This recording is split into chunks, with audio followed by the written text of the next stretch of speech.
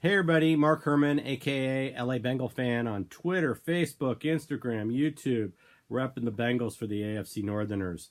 I had a show written that I was going to do last week. Life got in the way and I didn't tape it. I was going to do it yesterday, and then in the morning I got the news that we all got that we lost Jonah Williams for the year, which is just absolutely devastating. I was just numb yesterday, so I didn't even do a show. Obviously, this isn't the show I had written. But we'll go through and talk about it a little bit. But definitely just snake bit. We're snake bit. It's just bad news. Losing Jonah was going to be an impact player. High character guy, ready to make an impact. It just hurts. So the cupboard's not bare, so there is hope. But obviously, John Jerry signing is critical now, and I think the Bengals may have known that. I've heard from a couple sources that the Bengals were really tight-lipped, which concerned me, but then I heard from another source that it wasn't that bad an injury. So, what are you going to do? It is what it is. Washington last year, lost Geis. They had drafted him with plans from him being a integral part of their offense. Jerick McKinnon signed with San Francisco last year on a big free agency deal, got hurt in camp. So, this stuff happens. It just is what it is. We'll have Jonah for the 2020 season, along with whoever we draft then. But for the time being, John Jerry, Westerman, Hopkins, we're going to have to reshuffle the line. So the cupboard's not bare. The best news out of all this is Redmond's not on the team. So Redmond's not going to play guard for this team. He was the weakest part of our line last year. If they think they can fix Bobby Hart, he's in the mix too. So we'll move forward with this. We'll have a better offensive line than we had last year. Not as good an offensive line as we thought we would have had with Jonah Williams, but it's still going to be a step up. And the most important thing is we have new culture and new coaching. It's frustrating, this injury, because we had so much excitement coming out of OTAs. There was a report on NFL Network that actually said we were one of the pretty sexy sleeper teams out there. And I still believe that's the case.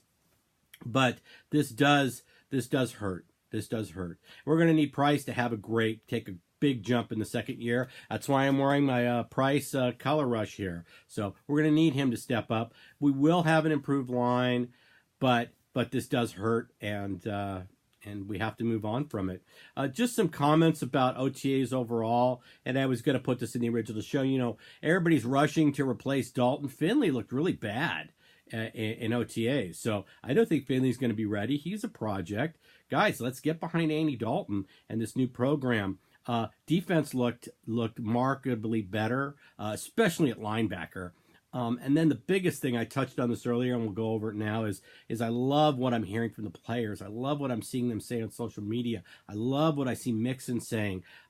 Just the culture changed. We're being dismissed by just about all the analysts, and I'm okay with that. Let's fly under the radar, but I really, really love what I'm hearing on social media and from the fan base, just locally. So pay no attention to what you hear in the mainstream media, guys and gals. Don't get locked in on what they say on NFL Live and NFL Network. They're a bunch of buffoons. They really are. We're not a darling of the team, of the league. So they're down on us. They've always have been. So don't listen to those outlets. Listen to your local beat writers, your Paul Dane or your Cincinnati Enquirer. Watch the YouTube shows that are out there with the people with the actual news and insight that aren't just dismissing this team, because I do still think we're going to surprise. And like I said, I've said this before, I love that we're being dismissed and flying under the radar. I really expect a vast improvement. There you go, from last year's team. So that's it. I wanted to put this out there. I'm numb like everybody else, but we've got to move on. And I'm just here to tell you the cupboard's not bare. Okay, John Jerry, Westerman, Hopkins. Let's give this coaching staff a chance. And let's see. And I want everybody just to stop the trade A.J. Green rumors. We're not going to get a top-tier offensive tackle for A.J. Green, nor do we want to trade A.J. Green. The cupboard's not bare. Let's see what we've got. We also have Michael Jordan that we drafted this year. might make an impact in the line. So let's just see how things play out.